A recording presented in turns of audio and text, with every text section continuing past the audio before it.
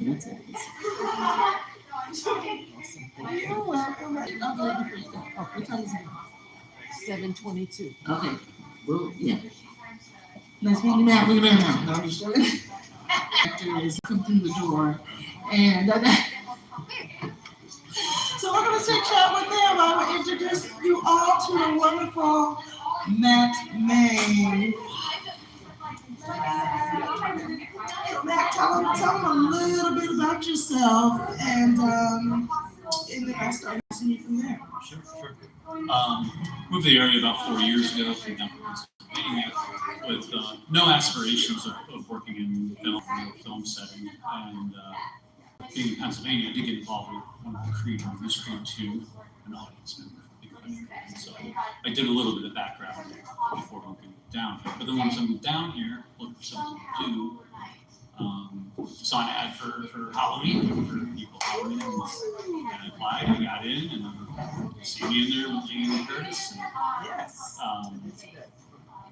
Right after that, the same booking agency was doing a major TV show, and I ended up working on that for the next 8 or 9 months that was filming. Nice. And just kept snowballing from there, and ended up with a couple of featured parts or a couple of speaking parts. And, something I never thought about doing, just happened to start doing it. I do enjoy it very much.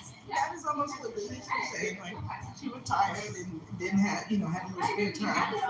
Where did you see the advertisement for Halloween?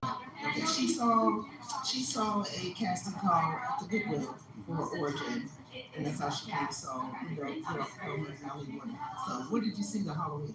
I think I saw actually a news article happened saying we need people in this casting agency. So what inspired you to say, you know what, I can do that? Well, I'm a big horror movie fan. Okay, and then Jamie and the opportunity to be in a Halloween movie, and just enticing. Now, I know, just as far as like the movies that come in, of a lot of the people that you see on the sets, I see you the most. Like, you've done a lot of the productions that have come through here. Like, what have been some of your favorite productions, and like, why would that be your favorite? Well, a lot of my favorites are ones, I guess, where I showed up and I got to do things I wasn't even expecting to do. That's one of the favorite things about just doing this in general. Sometimes you show up and you have no idea what's going to happen. A lot of times you show up and you're just a lamppost, you're just doing this space. And then sometimes you show up and it's like, oh, guess what? Today you have to wrestle this actor, you have to drag them away, or had to do that in a couple productions. Mang I was a guard for Matt Walsh's character, Dr. Mudd, after the assassination. And he acts out on his guard, and I grab him and wrestle him down, throw him in a chair. And then later on, another one of the open scooters of the assassination, I hang him. Again, I had to wrestle with him a bit, like put over him and do something. Just things you never imagine you're going to do. Working on Ava DuVernay's Origin. I was a German soldier, border guard, and when the main character of that section of the movie was trying to flee with his family, that was Finn Whitrock, he tries to flee, and I have to chase him and grab him and drag him away, screaming at him in German, really bad fake German. And again, going in, did that day, I had no idea that I was going to do this. So I really enjoy those days where I get to do something I haven't done before. Exactly. And I know that particular stuff lended itself to, you didn't know what you were going to be doing that day, and who you were going to be, kind of face-to-face with. So it is always exciting. Did you work on juror number 2? I steward juror. We were seat partners, yes. And we had a great time, and that was just a whole lot of doing nothing, just sitting there being in the audience. But being in the presence of Clint Eastwood for a week was absolutely worth the time, and just seeing how he does what he does, and at his age doing it so well and so happily. That, which is the funniest thing to see, because most of the characters he plays kind of grumpy and sad to me or so, and he's just so happy to be on set, and just really down to earth. Yeah, great. It's great. Great experience. And also down there, that while we talked about that set, was Tony Collette, who I didn't realize was Tony Collette because of, and we're sitting there talking, we're being girls, and I break out my lip gloss. She said, "Oh my God, what's that? We're just talking, And then they're about to run the scene, so I kind of, it's like, I'm where I am. I'm thinking she's like, blah, blah. I'm like, and she's standing by the door. And then Clint's looking hard at me, and he's looking very hard. Then he like calls the scene, and she said, "She walks in the bar." And I'm like, "Holy shit, that was Tony Collette! Oh my God! Oh my God!" So they were so personal, so memorable. It's like, "Oh wait, yeah, I'm sorry, you're the star of this thing." Yeah, it's great to see that right now. It's that too, when people really just mesh with you. And I understand at times when they don't or they can't, just because talking to one person is when you talking to another person, it just leaves chaos. But Jamie Lee Curtis is very much like that though too. She's so appreciative of all the background there, just really a delight. So yeah, I know like you were saying, you've had lines, you're there, So are those things that kind of go for more things like that as far as the exploration? Like you got the bug now, like you want that script. I haven't been too aggressive about that end. I kind of just go with whatever I see come along and everything. I've done a couple auditions here or there, but not that much of a go-getter. I still say, like, yeah, sure, what I do in a lot of things is acting, but I never go up to an actor and say, "Oh, hey, I'm an actor too." I still consider myself more a musician than an actor. It's something I actually train and actually skilled at. But yeah, even speaking stuff is more like I showed up on the set and everyone was like, "Hey, we had something," and just again one of those unexpected things that surprises you. And that's brilliant. It's a great surprise. So speaking of, nice segue to the musician, you play bass. Yes. And have you been playing, like, who do you like to play with, and what kind of genre do you like to dabble in? Well, I play a lot of everything. I actually started an upright bass. Nice. When I was 10 years old. I was playing violin for a little bit before that. So I was classical trained growing up. I could read music and read and write it and improvise. So the whole line right there. Then when I got to high school, my mom bought me a bass guitar, so I started playing bass guitar and upright bass. For college, I went for music education, so my major instrument was upright bass, minor in bass guitar, minor in piano as well. My piano skills I haven't really kept up on since then. It was requirements of the school at the time. So I've played everything from chamber orchestras to rock bands to everything in between, jazz bands. Since I've been down here, I've played a lot of stuff for various original acts. I fell into playing an annual Jimmy Buffett tribute every October down at Victory North. So a couple fun things. Tomorrow I'm stage managing a show for an REM tribute locally here. So there's a few things going on. Not to get too far off topic, but there's some great tribute bands that come down. Like I've seen the Journey tribute band. I know those two would be really great, but we really get some really great, really dedicated. They are who they are. They are who they say they are. Yeah, so I worked down at Victory North, and so I get to see a lot of them there. Tool tribute band, Led Zeppelin tribute band. Later this month, there's a Metallica tribute band coming. We even have a Taylor Swift tribute act coming next year. So yeah, there's a lot to come around. There's a pretty big field these days. A little bad blood coming through this Taylor Swift tribute. I love it. So I know are you working on anything right now? I'm going to say the name. Are you working on anything active? Nothing particular right now. No, it's not quiet in the acting world. So what are we going to do about the silence? It's kind of almost rhetorical. Hey, you guys. But it has been really quiet. And I'm saying this because I know this is how we kind of ran into each other. There were projects going on simultaneously. Where I would literally be leaving one set and going to another set. It was sacrilege, but I did it. So So going from, I'll just say, something coming in every time, every few months and everything stopping. What is your take on that?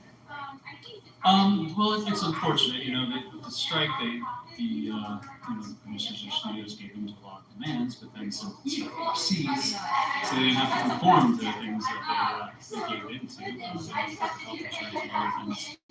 Um, so it's a shame that we need to come up with more incentives, I guess, to make it cheap enough for these productions to come back into town, because there's a lot of people suffering without work, and um, it's a tough situation because making things cheaper, isn't always the Hollywood way. Right. Yeah, it's just a tough situation, but I know there's a lot of hungry people waiting for stuff to get back to business. Absolutely, absolutely. I agree with that. So, and just keeping it creative and all of that. I know like you said, you're doing your Victory North thing and all of that. Actually, the festival was just here. I got tickets to my show, so I got to give it up to Mang. We did see Will Arnett, and he seemed to have some really great stories, kind of inspirational about the business and him breaking into the business. Um, and we were and Denise and I talked. What would you kind of say to people that are just kind of getting into just doing background, doing extra, doing a little feature, trying to give a line or two? What would you say to these people that are just kind of getting into that and are really eager to be on the set? I'd say do everything you can. Every opportunity you see, even if it seems like it's something that's not for you, do it, because things that aren't for you are just going to really open you up to something. Maybe it is for you, and you just didn't realize it. New experiences are invaluable, and when you're there, and if you think you're bored, start watching other people, see what people are doing for other jobs and other things. Learn, absorb as much as you can. Talk to people and network is very valuable. Meeting people and just knowing what they do, and maybe they come across something that they have an idea that you're good for, and just stay alert and stay out there and stay present. I like that. I like that. I like that, Bang. That was wonderful. And we did, and I love the community that we have cultivated here. That we do that. Like I have people call, send me messages like, "Did you see this? This would be perfect for you." Or "I don't fit this, but you fit this." And we do that a lot around here. And I just think we have, for such a competitive field, so to speak, perceived competitive. I think we've done a pretty good job at being a community with our movies, acting, and crew. Yeah, definitely. We definitely is more of a family feel for the group around here. And yeah, it never feels like a competition. Everyone's always happy for everyone else who gets a part, gets a job. And yeah, constantly sharing things with people.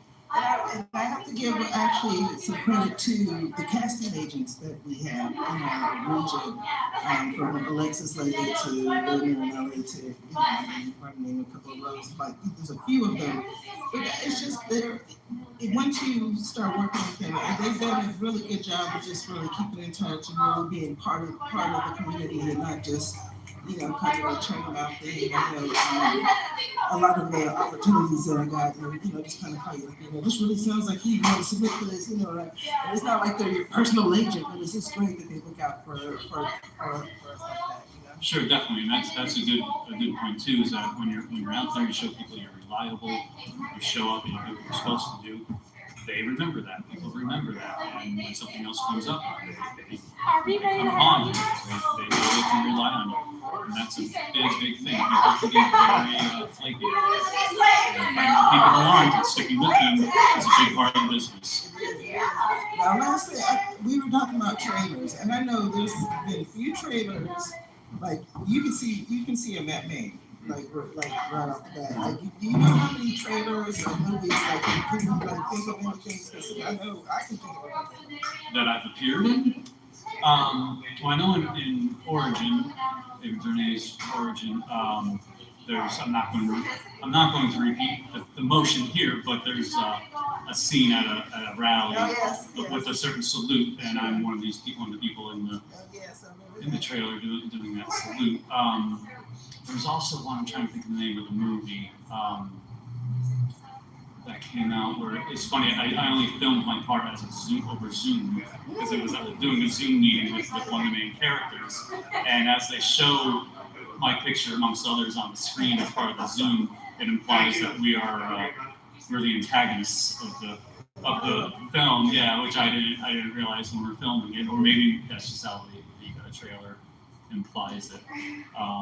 Operation Aunties. Operation Aunties. Yeah. Aunties. So I haven't actually caught it yet. I got the trailer with my face in it. Yeah, right. You're like, that's me. And it's always quite funny. People are like, did you see that? Did you see him? I'm like, no, what? Where? You know, that type of thing. But no, it's been a ride for sure. So, what are you hoping for in 2026? What would be ideal to happen in 2026 with film right here in our town? Obviously, get some productions here that are here for a while, and use a good chunk of people. And a regular TV show would be nice because they stick around for a few months and they can use people, and it's more regular work. Sometimes when the movie comes in, even if it's here for a few months, they use it once and they're burned. And you can't work again. Yeah, hopefully we'll just get some regular work back in town. I like that. We echo those sentiments, Matt Mang. Thank you so much for coming down and hanging out here at Tandem and giving us your 2 to 15 cents because you're actually when we get around, a bunch of us actors get around. Matt comes in the room and is like, okay, yeah, he's been on more sets than all of us, so we just kind of circle around that little fire right there. But I appreciate you coming down. We're gonna do more of these, and after the new year. But I just want to get with my peoples. Matt's the guy. Actually, he and I went to when you got those tickets for Will Arnett. Will Arnett is one of my favorite people on the planet. He was very, very funny. Just gave some really great stories. But so I can say right here, Matt, I owe you one. I used tickets. I don't know who's coming to town. Actually, Journey is actually coming to Savannah. I don't know if you're a big fan or not. But okay, so you'll get first dibs if I get 2 tickets. You heard it here first. Tune in at Tandem. I'm Sheena Barrett. Don't stop believing. That was perfect. Don't stop. And this is Matt Mang. I'm gonna be Neil Sean. Yes, I probably will be playing a couple of songs in a few minutes, but I'm going to log off because I got Matt on camera, and we're going to be back in a few minutes. Denise is still here. We're going to take some pictures and things like that, y'all. Savannah Actors are in the house, and we are going to be coming back to you, giving you which one and the who's who. All right? Thank you very much. I'll be back in a bit. Okay. We've got about 10 minutes because we don't want to get